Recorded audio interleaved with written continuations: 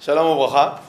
Alors, Bezrat Hashem, aujourd'hui, on va étudier un des passages, on va dire,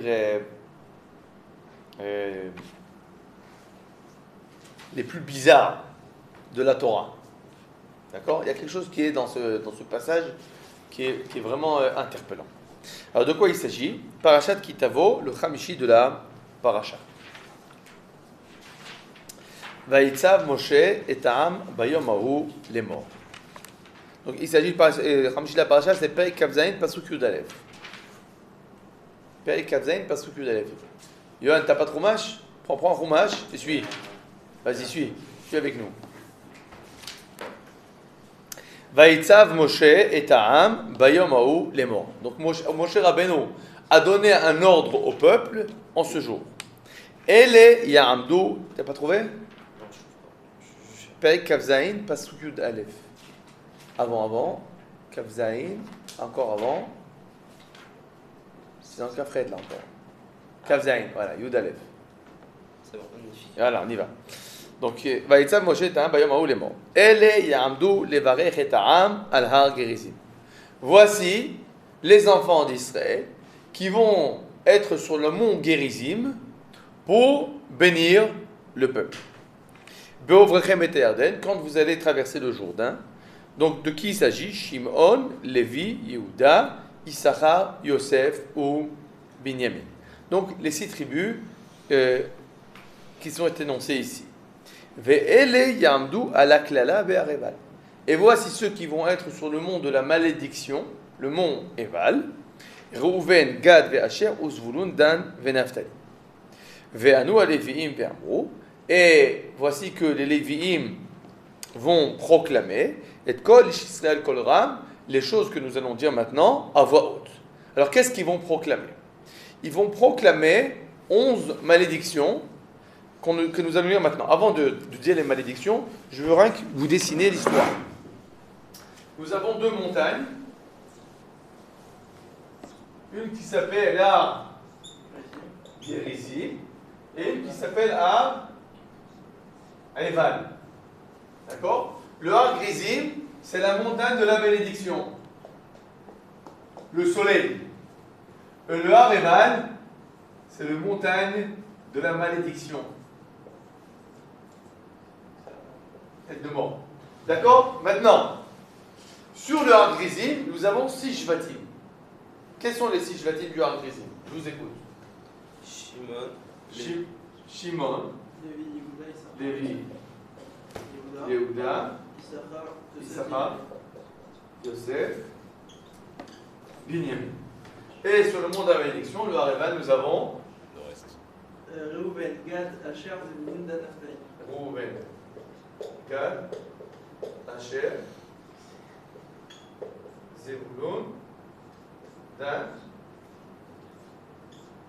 Naftali. Et ici, nous avons les Lévi'im. Donc qu'est-ce qui se passe?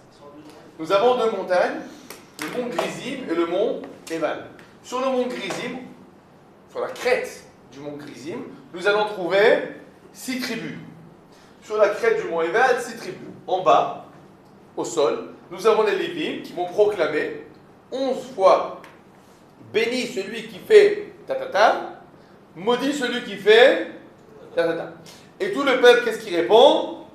Amen. On est d'accord? Alors, quelles sont les 11 choses? On va le lire ensemble rapidement. Arur Aish, Asher Yaase Pesel ou Masecha. Maudit celui qui va faire donc une idole. To'eva Adonai, quelque chose qui est détesté par Akadosh Baruch Hu. Maase Yedei Harash, donc l'œuvre des mains de l'homme. Vesam Basater, et il va la servir en cachette. Ve'anu kolam, ve'amu amen, et tout le peuple va répondre amen. Arur makle avi ve'imo, maudit celui qui, on va dire, qui méprise son père et sa mère. Ve'amar kolam amen, et tout le peuple va répondre amen. Arur masik gevul reu, maudit celui qui va bouger la barrière qui est entre lui et son voisin. Il y a 2 voisins, ils ont une barrière. Pendant la nuit, il y a un qui il bouge de 5 cm. 5 cm, son voisin, il y voit que du feu. D'accord? Et en fait, comme ça, 5 cm sur 20 mètres de long de clôture, il a gagné 1 mètre. Oui ou non? Tous les jours, il fait ça un peu. Tous les mois. Ve'amar kolam, Amen. Et tout le peuple va dire Amen. Arou mashge iver baderech. Maudit celui qui va faire trébucher l'aveugle dans son chemin. Ve'amar kolam, Amen. Arou mate mishpat geyat valmana. Maudit celui qui va faire,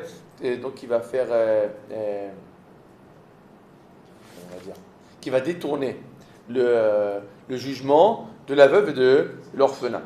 Arou shochev imeshet aviv. Maudit celui qui va avoir des relations avec la femme de son père.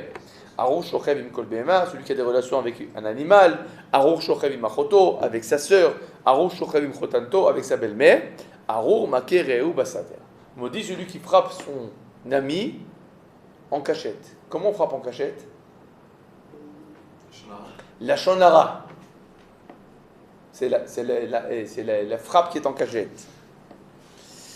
Arou loker shokrad la côte nefesh nakim. Maudit celui qui va prendre de l'argent pour pouvoir, on va dire, il va recevoir un pot de vin et après ce pot de vin, donc il va détourner le jugement. Et maudit celui qui n'accomplit pas la Torah. Bon, il y a 11 malédictions, on est d'accord. Bon, je vous écoute. Alors, une seconde, quand c'est qu'on fait ce rassemblement, hein, quand on rentre en Israël. Donc on rentre en Israël, la première chose qu'on fait, on monte sur 2 montagnes, 666, on voit plein de malédictions, tout le monde dit Amen, Amen, Amen, Amen, après on dit Alab, c'est la main, chacun rentre chez lui. Les 2 montagnes disent des malédictions? On dit les malédictions en bas. Ah, ok, en bas. En bas. Et pourquoi il y a une montagne qui est dans bénédiction et l'autre qui est. Bon, regarde, tu as commencé à poser des questions que justement. Alors, je vous écoute. Quelles sont les questions que vous avez à vous poser?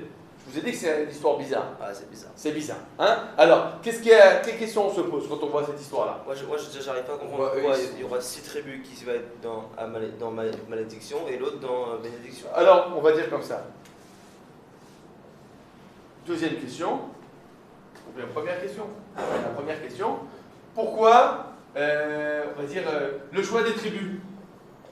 Ouais, dans les montagnes. Le choix, c'est avec un X ou pas? Avec un X, ouais.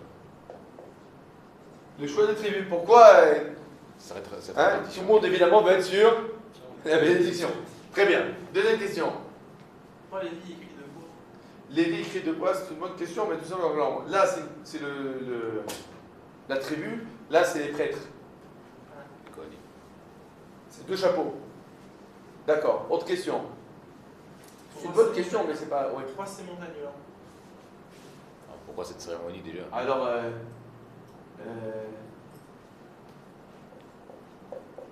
montagne spéciale, on va dire. Qu'est-ce qu'elles sont de spéciales, ces montagnes? D'accord. Qu'est-ce que tu as posé la question? Pourquoi cette cérémonie? Cérémonie bizarre.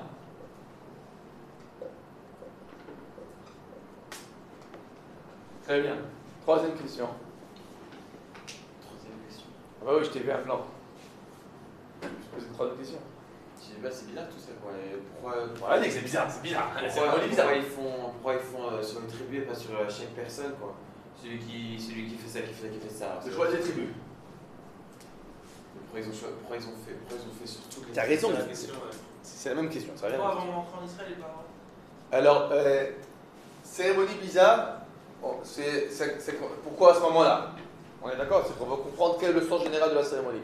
Mais encore une question, on va dire, on a lu quelque chose là. Moi, c'est le truc Amen qui se répète, je trouve ça un peu bizarre. Alors, le Amen, il est un peu bizarre. Bon, on dit Amen en hébreu, c'est pour j'accepte. Ouais, à chaque fois. D'accord. Mais quelle question tu pourrais te poser? Combien on a de Harourim là? 11. Quelle question tu peux te poser? Pourquoi pas 12? Pourquoi pas? Pourquoi 11 et pas pourquoi pas? Plus. Pourquoi plus? Pourquoi pas moins? Pourquoi ceux-là, ils ont été choisis? A priori, on aurait pu dire maudit celui qui fait un Vodazara, maudit celui qui fait Gilou. On aurait pu faire. Pourquoi ces 11-là? Qu'est-ce qu'ils ont de spécial? Ces 11. Alors, on va dire 11 malédictions. Pourquoi? Surtout que Les questions sont claires ou pas? Ouais, ça là, elle était Super, c'est clair. Bon, puisque tout est clair, tout va bien, Baruch Hashem, alors vous allez comprendre que vous avez bien fait de venir en Eretz Israël. Pourquoi vous avez bien fait de venir en Eretz Israël? Parce que la vérité, c'est qu'on ne peut pas comprendre la Torah sans être en Eretz Israël. C'est très embêtant, mais ça marche comme ça. On ne peut pas comprendre la Torah sans vivre en Eretz Israël. Vous savez pourquoi? On va comprendre, on va voir tout de suite. Dites-moi, Grizim et Eval, c'est où? Juste en reste ça. Genre de la frontière. On les connaît ces montagnes? Mais si on les connaît. Celui qui est en Eretz Israël, il les connaît. Je les ai vus il y a 2 semaines. C'est pas très loin. J'étais en vacances avec mes enfants dans un échouf qui s'appelle Itamar. Quand on était à Itamar, on avait une vue magnifique sur Shrem, la ville de Shrem. Maintenant, la ville de Shrem, où c'est qu'elle se trouve? Naples, Naplouse. Alors, où c'est qu'elle se trouve cette ville de Shrem? Vous savez qu'elle se trouve où? Elle se trouve ici. La ville de Shrem est au pied de 2 montagnes, Har Grizim et Har Eval. Donc on peut voir de quelle montagne il s'agit. Et qu'est-ce qui va se révéler d'extraordinaire quand on voit ces 2 montagnes? Vous n'avez pas d'idée. Une qui a le soleil et une qui n'a pas le soleil. Vous avez devant vous le texte? On va dire le texte ensemble du Rav Samson Raphaël Hirsch, d'accord, qui habitait en Allemagne, mais qui a eu, on va dire, l'intelligence de comprendre que tu ne peux pas comprendre ce qui se passe ici sans comprendre la géographie des lieux. Et donc, qu'est-ce qu'il a fait, le Rav Samson Raphaël Hirsch? Il a vérifié dans les atlas et il s'est renseigné sur ces montagnes, de quoi elles ont l'air. Et voici la surprise qu'il nous livre, et qui est jusqu'à aujourd'hui, ça marche comme ça. Alors qu'est-ce que nous dit le Rav Shimshon Raphaël Hirsch? Nous lisons ensemble à la ligne 17. Vous avez la ligne 17? Ouais. Har Grizim ve'Har Eval, Em Shnei Harim be'Har Ephraim. Donc le Har Grizim et le Har Eval sont 2 montagnes dans les montagnes de Ephraim. Ve'adayin hanigut shebenehem nikar la'in. Et la différence entre ces 2 montagnes est frappante. Pourquoi? Alors je vais vous dessiner comment c'est frappant. Il y a des arbres. Ah ouais, il y en a une Il y a des cailloux. Sur le Har Grizim, il y a des arbres, il y a des fleurs, tout ce qu'il faut. C'est verdoyant jusqu'à aujourd'hui. Le Har Eval, par contre, il est torride. Torride. Il y a donc là 2 montagnes, l'une en face de l'autre, une verdoyante et une désertique. Alors qu'est-ce qu'il nous dit en fait? Alors il nous ajoute, maintenant on lit ensemble rapidement, Har Grizim ou Badaro. Le Har Grizim il est au sud, direction sud, et le Har Eval il est nord. D'accord? Très bien. Ligne 19, à la fin de la ligne, il y a un point là-bas. Les fichach, c'est pourquoi. Donc, quand tu parles de bracha et de klala, de bénédiction et de bénédiction, quand tu vois ces 2 montagnes, qu'est-ce que tu dis? Ben, ça marche. Ben voilà, il y a la bénédiction et il y a la malédiction. Bon, on ne va pas lire dans le texte parce qu'il faut traduire à chaque fois, mais je vous dis ce qu'il dit le Rav Hirsch. Le Rav Hirsch, il dit pourquoi c'est la bénédiction et la malédiction? Parce que finalement, on se trouve dans le même lieu géographique. Il s'agit de 2 montagnes, on va dire jumelles. Elles ont la même taille, Chaga, à une différence de quelques mètres de près. Donc tu as 2 montagnes, vraiment, ça a l'air comme ça. Je vous ai dit de la fenêtre, j'ai appelé mes enfants, j'ai dit regardez, Har Grizim et Har Eval, regardez-les. Qui peut me dire la différence tout de suite? Rien qui est verdoyant. Bon, alors, ils ont la même taille. Ils sont au même endroit. Donc, a priori, ils reçoivent les mêmes précipitations, en français. Et le même soleil, le même éclaircie. D'accord? Et, on va dire, le même vent, les mêmes pollinisations, les mêmes insectes. Tout est, on va dire, a priori, on va dire, toutes les données physiques, d'accord, sont les mêmes. Et voici que qu'est-ce qui se passe? Il y en a un qui est verdoyant et un qui est... C'est quand tu as deux bonhommes qui ouvrent le falafel, l'un en face de l'autre. Il marche. Il y en a un, il marche, l'autre, il marche pas. Mais c'est fou, c'est pas possible. Mais c'est le même falafel. C'est le même falafel. C'est les mêmes... Hein? Et qu'est-ce qui se passe? Il y a un qui a la bracha, la bénédiction, et l'autre qui a pas la bénédiction. Alors maintenant, évidemment, la question qu'on doit se poser... Alors maintenant, on a compris. Qu'est-ce qu'elles ont de spécial, ces montagnes? Voilà, on va dire qu'elles expriment de façon très claire cette notion de malédiction et de bénédiction, puisqu'au même endroit, tu as deux choses, on va dire, tu as deux arbres qui poussent l'un à côté de l'autre, tu les as plantés en même temps, la même graine, etc.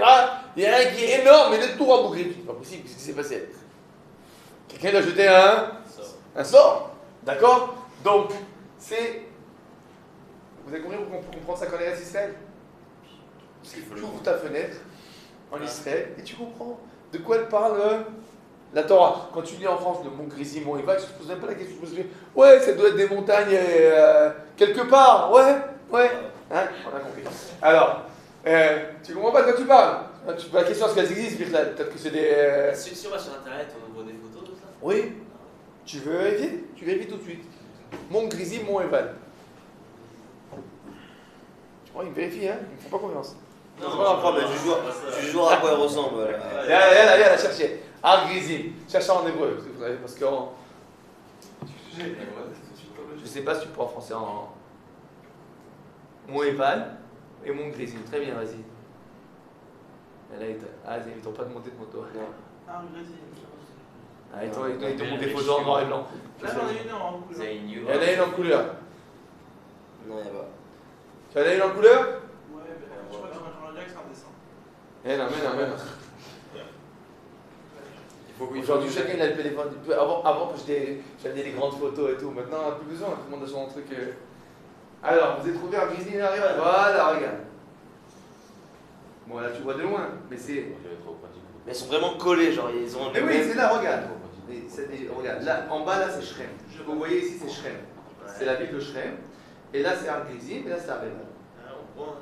D'accord, maintenant, tu vois, là, c'est loin, mais en fait, ce côté-là, Il y a des arbres. il est là. Ici, C'est pas un arbre. il y a des arbres. C'est une image, ça. C'est pas une image, c'est une photo. Ar-Ebal, ici. Il n'y a rien. J'explique qu'il y a beaucoup de brume Voilà. dans ces endroits-là. Il y a beaucoup de brume. Donc il faut trouver quand il y a une bonne éclaircie pour voir. Parce qu'on est un peu loin, tu rentres pas dans Shrem, évidemment. Donc, hein? C'est les Arabes aussi. Non, on rentre en Shrem. Oui, mais mais tu peux pas voir. Quand tu es sur là où j'étais à Itamar, tu es sur une montagne, la montagne d'en face. Donc c'est un paysage magnifique. C'est magnifique. D'accord? Donc dans tous les cas, quand tu vis sur place, tu vois les photos, tu vois dans tes yeux, bon tu dis voilà, la bracha est là, et la claire. Bon, maintenant la question qui se pose c'est quoi? Alors, bah, du coup, le choix des signes. Alors maintenant, mais alors pourquoi cela et cela? Alors je ne vais pas vous poser la question parce que vous n'avez aucune chance de le savoir. Pourquoi? Ils sont déjà dans les territoires, non? Pourquoi cela et cela apparaissent sur ces... Comment on va dire? Qu'est-ce qui est... Quel est le point commun entre Quel est le point commun entre ceci-là et ceci-là? Oui? Il y en a, c'est les enfants de Zilpa et... Non. Ils sont au niveau des territoires, ils sont pas adjacents les uns aux autres? Ah, il y a une certaine communication entre les territoires, pas tous. Pas tous, mais en effet, la séparation entre ces deux parties, c'est la séparation nord-sud. Nord-sud. Mais c'est pas une raison quand même pour les mêmes. Attends, tu vas comprendre ce que c'est la géographie Ah, et comment la Torah elle parle que pour les Israéliens. Hein? C'est que pour les Israéliens que ça parle. Alors, la séparation elle est nord-sud dans les territoires israéliens. À savoir, vous savez que les 12 tribus d'Israël, chacune ont reçu une parcelle de territoire. Maintenant, il y a dans ces parcelles de territoire il y en a qui sont au sud du pays, et il y en a qui sont au nord du pays. D'accord? De façon générale, nous avons tous ces Shvatim-là, ils sont au sud. Une exception, le Shevet de Issachar, qui est au nord. On va comprendre pourquoi dans une minute. Tous ceux-là sont ou au nord, ou en ce qu'on appelle en Jordanie. Parce que la Jordanie, c'est aussi Israël. D'accord? C'est une partie de la terre que Akadosh Baruch Hu nous a promis. D'accord? Donc, c'est le nord et la Jordanie, et là, c'est le sud. On est d'accord? Très bien. Quelle est la séparation nord-sud en Israël? Qu'est-ce qui spécifie le nord d'Israël et qu'est-ce qui spécifie le sud d'Israël? Encore une fois, il s'agit d'une question de géographie. Parce qu'on ne peut pas comprendre la Torah sans connaître la géographie israélienne. Le sud, c'est le désert, alors que le nord, c'est les montagnes. Oh! Presque. C'est lardoyant. Presque. Le sud, c'est le désert, c'est vrai. Et le nord? C'est Non, lardoyant. alors il y a des arbres. C'est verdoyant. Il y a fait en effet. Tu veux faire un bon tioul, tu vas où? Au nord. Tu veux de l'eau, tu veux de la verdure, tu veux... Bon, tu vas au nord. Le nord du pays, c'est quoi? C'est le grenier à blé du pays, c'est le nord. C'est où le grenier à blé du pays en Israël? Le Golan, mais avant le Golan, le Galil. Le Galil, donc le nord du pays, c'est le grenier à blé du pays. D'accord? Tous les beaux fruits, où c'est qui poussent, aux alentours de Beth-Shean et le nord, donc Tveria, tout ça. Le Galil et les ordres du Kénéret, et le Golan évidemment, tout ça, le nord du pays, c'est les terres fertiles. Le sud, par contre, c'est quoi en Israël? Le sud, c'est le désert. On est où là? Kochav Yaakov, on est au sud. On se trouve où? Au milieu, non. On est au milieu, ouais. Enfin, c'est le côté sud déjà. C'est la Nachala de Yehuda, de Binyamin. On est à Binyamin. C'est quoi? C'est le désert. On a le désert. Et plus tu descends dans le sud, plus il faut chaud. C'est le désert. D'accord? Donc le nord du pays, c'est la fertilité, la verdure. Et le sud du pays, c'est quoi? Le aride. Pourquoi les collines, c'est pas l'inverse? Aride, maintenant, quelle est la signification d'être au nord ou d'être au sud? À part la chaleur. Mode de vie. Le mode de vie, en effet, c'est-à-dire quoi le mode de vie? Au nord, ils sont plus développés. Alors qu'aussi, ils sont. A priori, celui qui se trouve au nord, c'est quoi? C'est celui qui est. Donc, c'est les riches. Ah voilà, c'est les riches. Pourquoi c'est les riches? Oui, parce que il y a des terres fertiles. Alors qu'au sud, c'est quoi? A priori, les paumés. Pourquoi les paumés? Ils ont que du sable.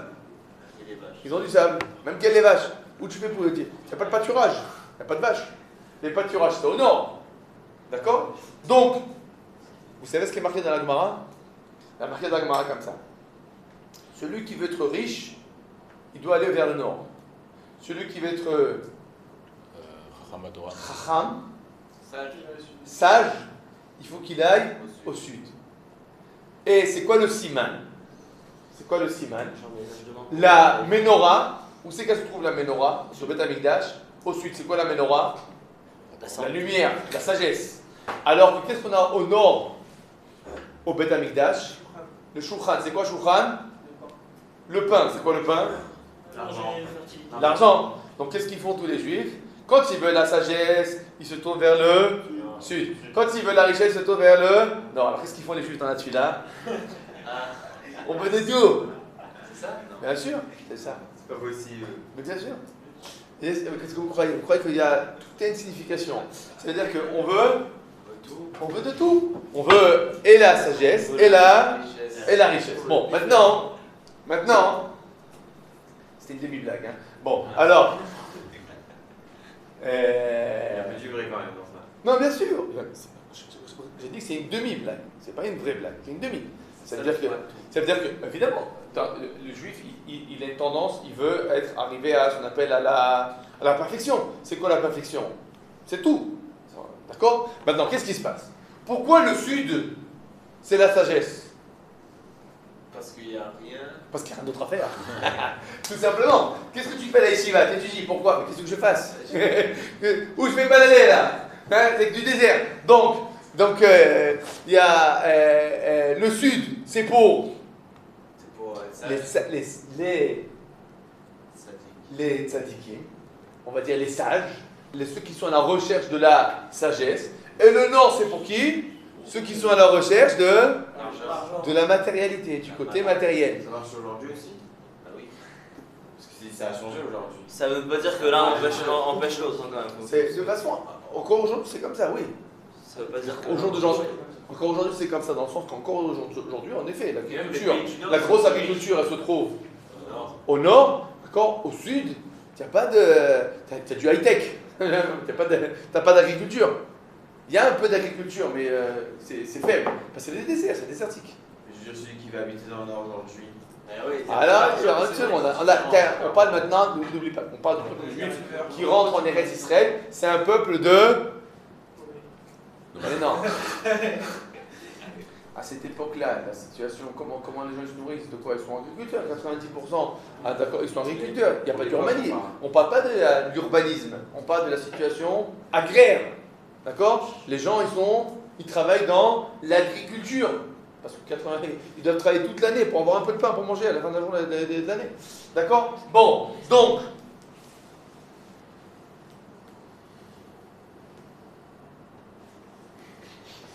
Il y a 6 shvatim là. Ce sont des shvatim sudistes. Et donc, en effet, des shvatim. Hein? Alors, des shvatim de sagesse. On a dit, il y a un qui n'est pas à sa place. C'est qui? Issachar. Qu'est-ce qu'on sait sur Issachar? Cette tribu, c'est des mélames des Torah. C'est un chevet de sage. C'est le chevet de sage. Pourquoi il est au nord? Parce qu'il est à côté de son acolyte. Zvouloun, c'est l'acolyte de Issachar. Zvouloun travaille, il donne à nourrir à Issachar. Donc maintenant, je sais qu'il habite Issachar à côté de Zvouloun. Mais dans l'essence, Issachar, c'est quoi? C'est un sudiste. C'est pas un nordiste. C'est un sudiste. Vous avez compris? Ouais, j'ai compris. Très bon. C'est clair ou c'est pas clair? C'est clair. C'est clair. Bon, alors maintenant, on a compris que, on va dire, qu'est-ce qui spécifie ces 6 tribus et qu'est-ce qui spécifie ces 6 tribus. Bon, on n'a pas encore compris, mais pourquoi cette séparation? Alors regardez, les enfants d'Israël arrivent en Terre Sainte.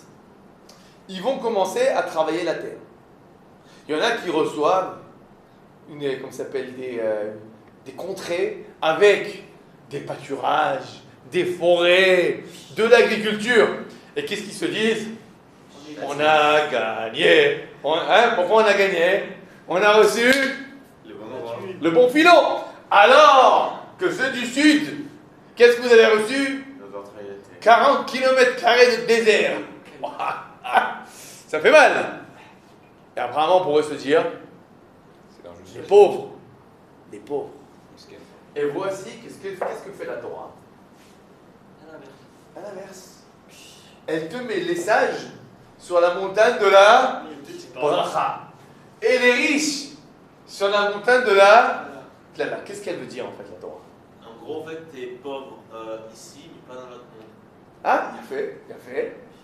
Mais peut-être un message, on va dire, plus terrestre. Ça veut dire que quand tu t'occupes de la Torah, Hachem Va t'envoyer la bracha. Voilà. Et quand tu Quand tu de l'argent, Alors, ça ne veut pas dire qu'il ne faut pas s'occuper de l'argent. Et ça ne veut pas dire que si tu fais de la Torah, tu vas être riche. On est d'accord. Ce que ça veut dire, c'est quoi? C'est quoi l'idée? L'idée, c'est de dire, en fait, ne crois pas que la richesse ou la réussite, elle va dépendre de quoi? De la terre. Parce que le bonhomme qui peut être même sur une terre pas fertile, il peut avoir la bracha. Et celui qui peut être sur une terre super fertile, ça ne peut pas marcher.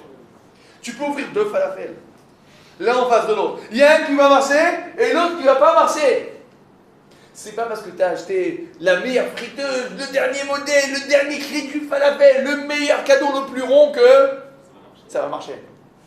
L'autre travaille avec manuellement, il te fait des cadeaux rimes à la main, bon. Et ça marche. Parce que la bracha, elle ne dépend pas de quoi? Elle ne dépend pas du côté matériel. Le matériel, c'est quelque chose qu'on doit faire. On doit travailler, d'accord? Mais on doit être conscient que quoi? c'est pas ça qui va, on va dire, qui va à la fin du compte, qui va déterminer. Ce qui va déterminer, c'est est-ce que tu as la bracha ou la claire. C'est clair ou pas? Très bien. Maintenant, on va poser l'autre question. On a répondu à cette question. On va passer à cette question-là, qui va nous permettre de trouver une autre facette. Il y a 11 malédictions. Quel est le point commun entre ces 11 malédictions? Ils ont tous dit Amen. Ils ont tous une richesse. C'est tous Madame Chavero. C'est tous Ben Adam la Chavero. Non, le premier c'est Ben Adam la Makom, puisque le premier ça parle de l'Avodah Zarah. Le deuxième, c'est avec Essaye encore. avec les parents, c'est Ils ont tous une richesse. Des choses qui sont en cachette. Oh. quoi? Il s'agit tous de choses qu'on fait en cachette. On va dire, tu prends du pot de vin. Comment on prend un pot de vin? En cachette. D'accord? Quelqu'un qui va mépriser son père et sa mère. C'est où le mépris? C'est dans le cœur. D'accord? Celui qui va faire de l'Avodah Zarah, il y a marqué. Mais il y a marqué, qu'est-ce qu'il y a marqué dans la Torah? Il fait l'Avodah Zarah en cachette. Celui qui va avoir des relations interdites. Où c'est qu'on fait des relations interdites? En cachette. D'accord? Celui qui va mettre un piège devant un aveugle.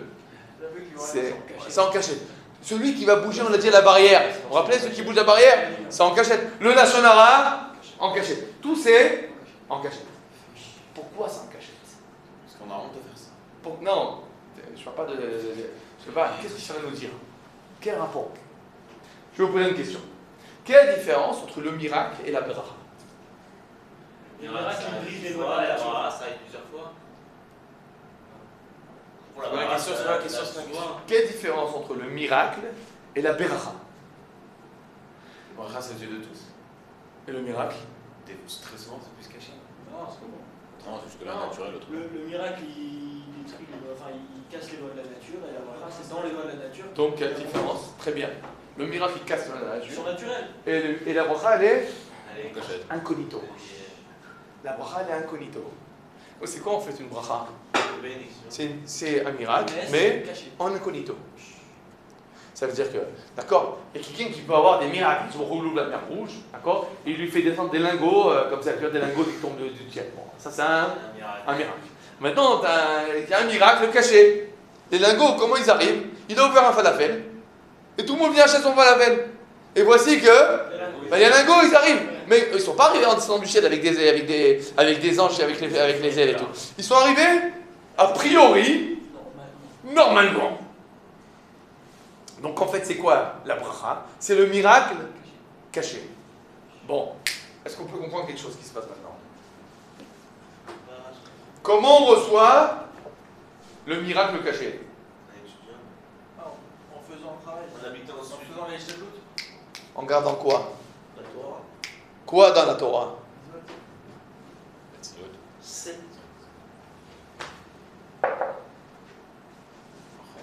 Elle est dit comment elle rote. Les 11 malédictions. Pourquoi? Qu'est-ce qu'elles ont de spécial ces 11 malédictions? La cachette. C'est des choses cachées. Ça veut dire que si tu fais attention aux choses que personne ne voit, Tu auras aussi des trucs. alors Personne t'as la bracha. Ça veut dire que Kadosh Baruch Hu dit, vous savez, il y a la bracha. Vous savez de quoi dépend la bracha? Elle dépend de votre conduite ou en cachette. Quand on ne voit pas. Moi, si vous, quand vous êtes en cachette, vous respectez. Moi aussi, je sais travailler en ces cachettes. Il n'y a aucun problème. Maintenant, comment un travail travaille? Comment qu'est-ce que vous travaillez en cachette? Comment ça s'appelle ça? La bracha, ou bien Chas Shalom, la klala. Bah oui, le bonhomme il est super sadique dehors. D'accord? Mais au téléphone, il se déchaîne. Il devient la shonara de malade.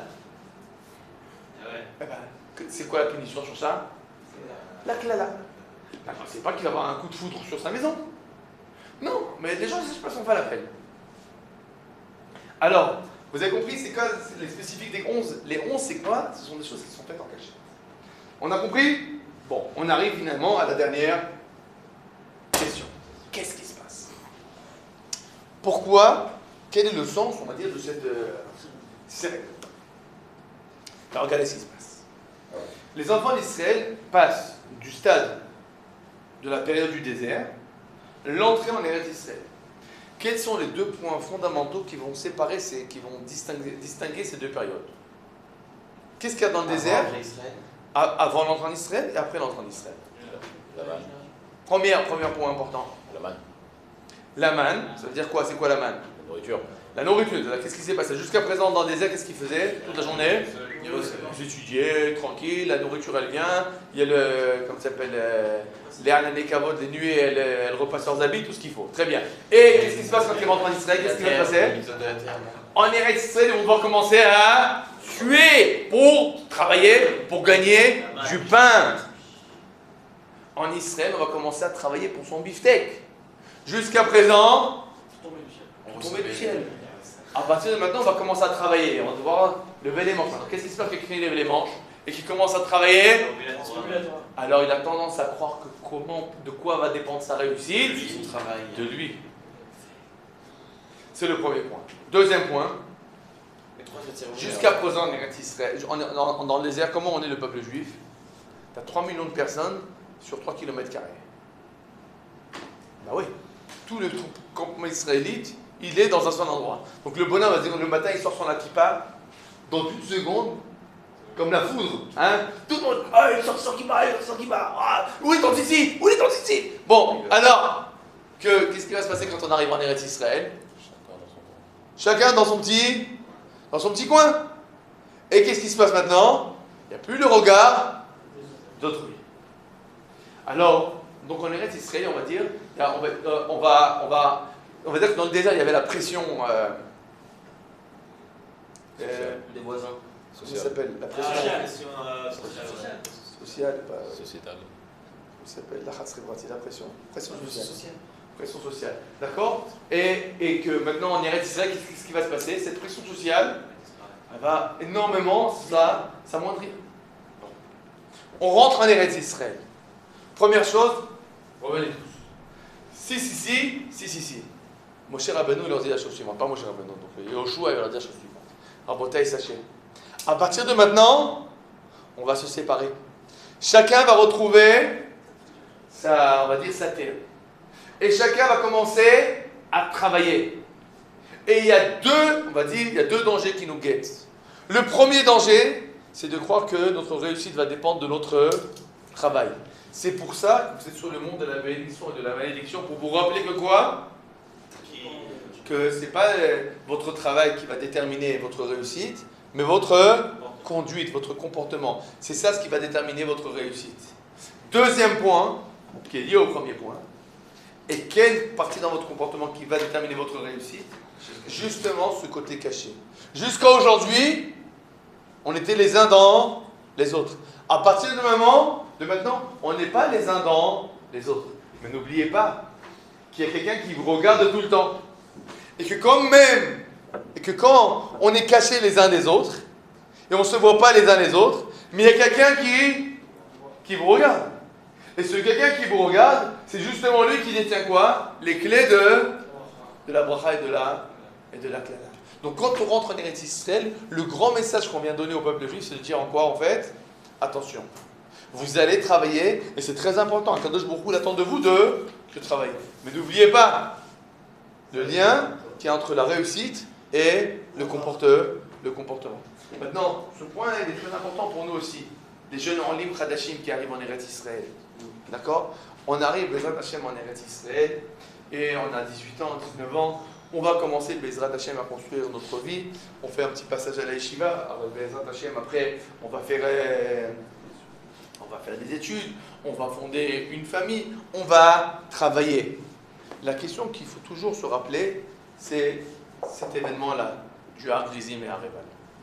Est-ce que quand je vais travailler, Bezrat Hashem, on va dire dans ma vie de père de famille, d'accord, est-ce que je vais croire que tout va dépendre de mon travail? Et à ce niveau-là, si je pense que tout dépend de mon travail, alors le plus important c'est de travailler le plus possible et le plus dur possible pour gagner le plus d'argent possible. Ou bien non, parce que je suis conscient que c'est important de travailler. C'est une nécessité, c'est une mitzvah. De travailler, c'est un engagement que je me suis aussi engagé vis-à-vis de ma femme et de mes enfants quand je me suis marié dans la Ktouba. Mais, attention, au-delà du travail, il y a besoin aussi de la bracha. Et si je prends tous les jours 2 heures pour étudier, et je vais faire mes tfilotes comme il faut, et je vais être droit dans mon travail, c'est pas pour ça que je vais moins réussir. Parce que même si on est finalement sur un arbre, sur un mont aride, il y a la bracha. Alors je me comporte de façon normale, je travaille, etc. Mais j'oublie pas que il y a la bracha. Et donc j'ai pas peur de prendre mon temps pour ma tfila, pour mon étude, pour les mitzvot. Parce que je suis conscient que quand j'enlève 1 heure d'étude, je racontais une histoire. C'est passé il y a quelques années avec le Rav Bochko. Et avec quelqu'un qui je crois que c'était un des donateurs, je n'en rappelle plus. Et il vient voir le Rav Bochko, il dit écoutez, Rav, ça ne marche pas les affaires, ça ne marche pas. Est-ce que vous avez un bon conseil? Il m'a dit oui, j'ai 2 conseils. Premier conseil, il faut donner Maaser. Donc 1/10, tu donnes la tzedaka. Deuxième conseil, il faut étudier la Torah tous les jours. Alors il dit mais Rav, vous n'avez pas compris, je vous ai dit que j'ai des problèmes de parnassa. Là vous me dites en fait de quoi faire encore, d'enlever 10% et de travailler moins. Et Rav, je lui ai dit oui, c'est ça le conseil. Bon, ça a marché. Pourquoi ça a marché? Parce que le Rav Bochko c'est un devin. Tout simplement parce que c'est ça la bracha. Ça veut dire que des fois on a l'impression, ouais, il faut que je travaille, je donne rien, je garde tout, pique-sous, et je travaille à fond la caisse. Alors maintenant je vais être richissime. Mais non, il y a la bracha dans le monde. On peut être content, pas que je vais être pique-sous. Alors, c'est quoi? Hein? Belle référence. Alors, on peut être, ça veut dire quoi? C'est quoi la bracha? D'accord, tu fais ton travail, d'accord, mais tu donnes tzedaka, comment ça s'appelle? Tu étudies, tu te renforces au niveau Rouhani. Et Akadosh Baruch Hu, lui, c'est lui qui ont tous les robinets. Lui, il a tous les filons, il n'y a pas de problème. Il sait bien parvenir ce qu'il faut parvenir. Il a tous les mandats postaux. Il sait tout ce qu'il faut faire. Il n'y a pas de problème. Donc ne t'inquiète pas. Ne t'inquiète pas. Et c'est un point très très important qui soit ancré dans notre cœur. Donc cette cérémonie qui a priori était bizarre est en fait une cérémonie extraordinaire. Mais pour la comprendre, il faut étudier et il faut vivre en Israël pour comprendre de quoi il s'agit. Bon, Radona Ele Olam, Amen et Amen.